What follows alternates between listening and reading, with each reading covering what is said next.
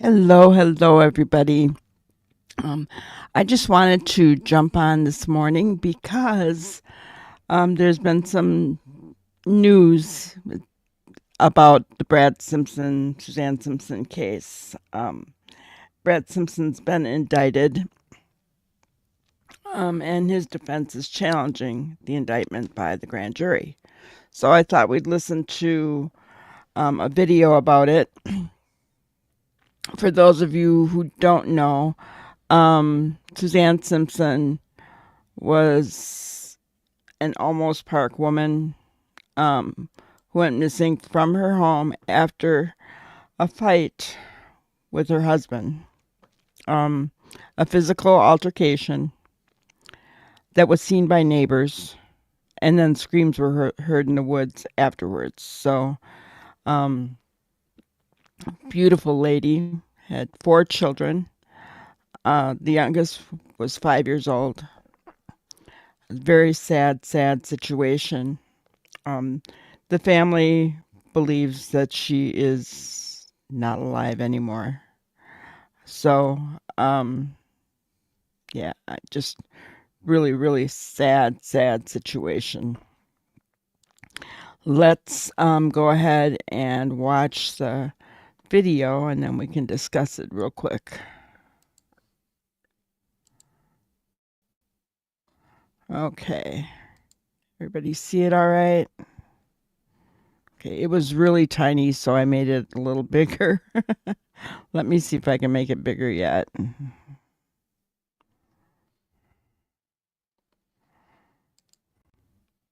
There, that's better, right? Okay.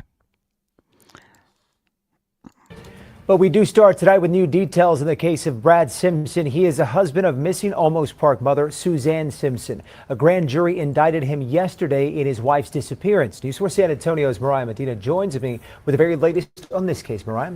Yeah, Jonathan, the indictments aren't really detailed, though in one of the counts for the tampering with evidence charge, the indictment states that Simpson concealed a reciprocating saw from authorities in the investigation. Now, this is the first mention of a reciprocating saw, but it doesn't really go into detail about what all investigators know. Simpson was indicted on charges of murder, possession of a prohibited weapon, aggravated assault with a deadly weapon, multiple counts of tampering with evidence, and tampering with a human corpse. The arrest affidavit for murder that we obtained last month contained a host of details about locations Simpson's visited and seemingly suspicious actions investigators say he took after his wife disappeared. But it didn't spell out how they believe Simpson murdered his wife, and the indictment also doesn't specify. Instead, it says that Simpson murdered his wife, quote, by a manner and means unknown to the grand jury. Simpson's defense attorney filed a motion to quash the murder indictment because he alleges that it's so vague that it doesn't specify an offense and doesn't give Simpson enough information to prepare a defense to those charges. I did speak with a criminal defense attorney not connected to this case and asked whether it's normal for an indictment like this to lack those details. It's really not, but the situation that you would see it in is a situation like this where there's a missing body. We're working on the Andre McDonald case, that was initially what it looked like he was going to be charged with, and then the body was found of the deceased, and then it was the indictment was actually charged, showing the manner and means. And Chavez noted that the case is in the 226th District Court, where Judge Velia Meza currently presides. Meza was recently elected to the Texas Fourth Court of Appeals and will assume that office next year. So it's unlikely Simpson's cases will see any movement until next year when a new judge is appointed. But we'll continue to follow any developments. Jonathan? All right, Wow, right, guys? Here's my question. I'll stop sharing that for a second. So we know that his truck was seen. If you go back to probably my latest video before this one, we know that in the truck bed there was a blue tarp, something wrapped up in it, bulky and tied up. Okay, he put a silver, I don't know what you call them, like wood grate over the top of that blue tarp. He had purchased one of those Home Depot 5-gallon buckets, 2 bags of quick-rete cement, and then after that, stopped at a gas station and bought 2 containers of water, like gallon jugs, I think. Now we find out he had a reciprocating saw. Guys, this is horrible. I can't even begin to imagine what what happened to this poor lady. I don't even want to think about what happened to her. It's awful. Let's just take a look again at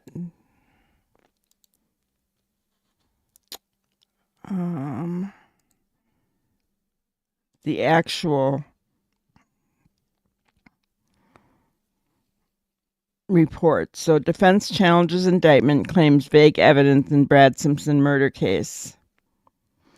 After nearly 2 months in jail, the grand jury of Bexar County formally indicted Brad Simpson for the unaliving of his wife, Suzanne Simpson.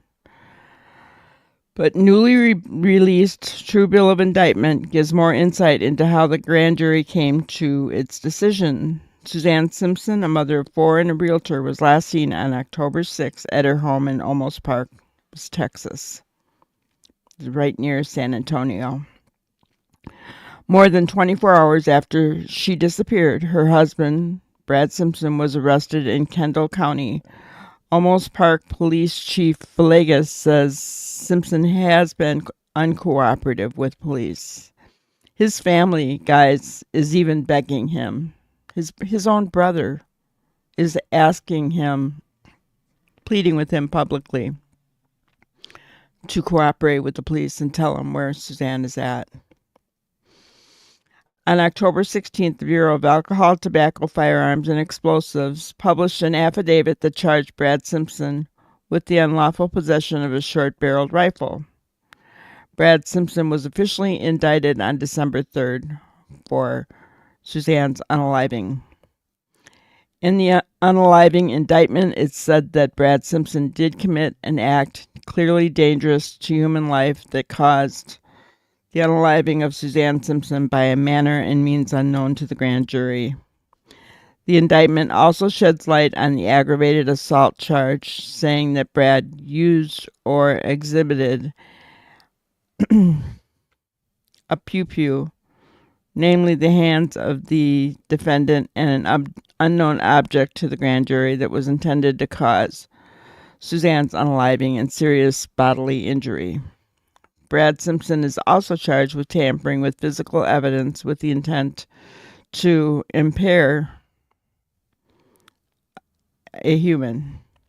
The indictment says that Brad committed an offense, namely an unaliving, alter, destroy, and conceal a human, with the intent to hinder the investigation into Suzanne's unaliving.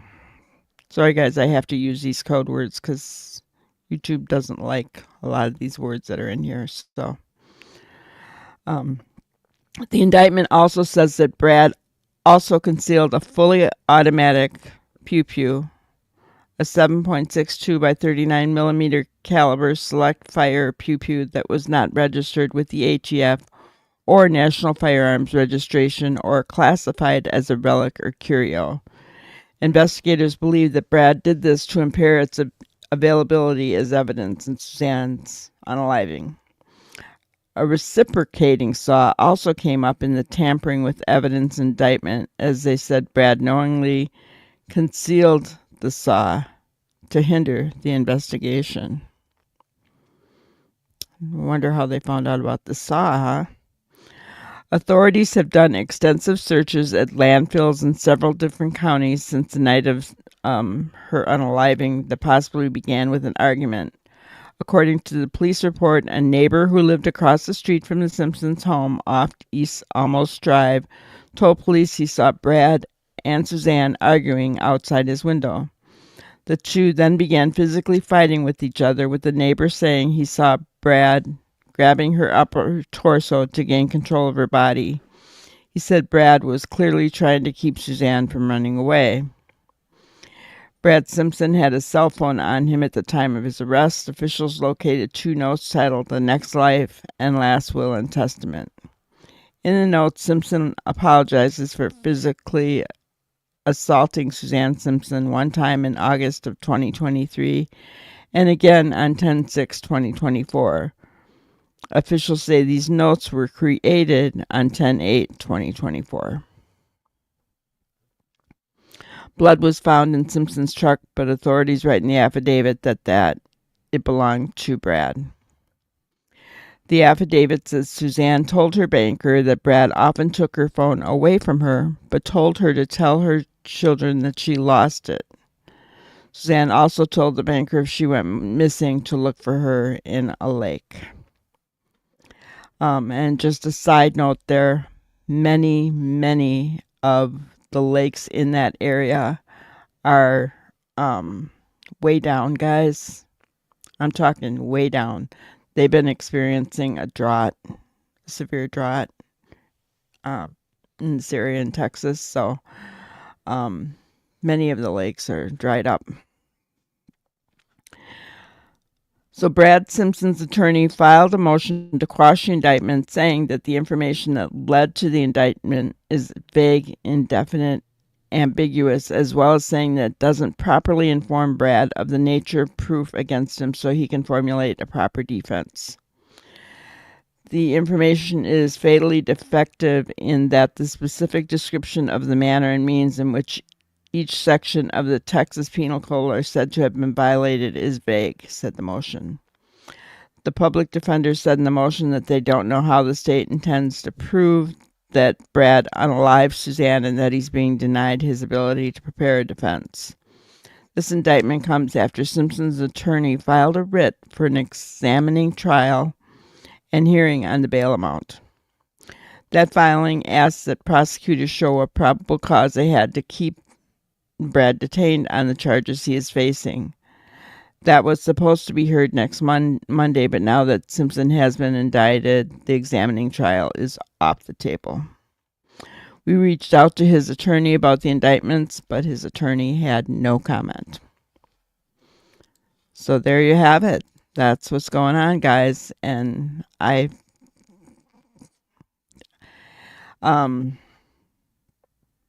just think that I'm hoping and praying that they find her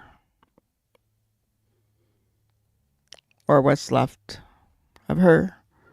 A reciprocating saw, guys. This is horrible. I can't even imagine what the family's thinking. You know, the poor children. The oldest child is calling out for her dad to tell the truth. You know, these kids, they need peace. They need to be able to have a celebration of life for their mom and put that part of it to rest so that they can move on, right? Just horrible. This is just a horrible case that is all a part of DB, right? And it is very difficult, very, very difficult for victims of DB to leave. And it sounds like that's what she was doing. Her oldest daughter has put out a bunch of things and, statements about her mom, and it's just heartbreaking, guys. Anyway, if anybody has any information, please,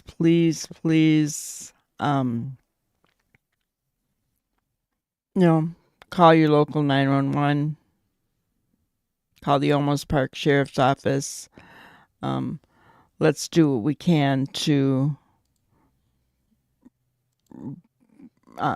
bring Suzanne's remains home, right? And I just want to leave you with my grannyism for today. Truth exists. Only lies are invented, right? So the truth is out there for Suzanne. You know, Brad can invent all the lies he wants, but the truth exists. And 9 times out of 10, it comes out.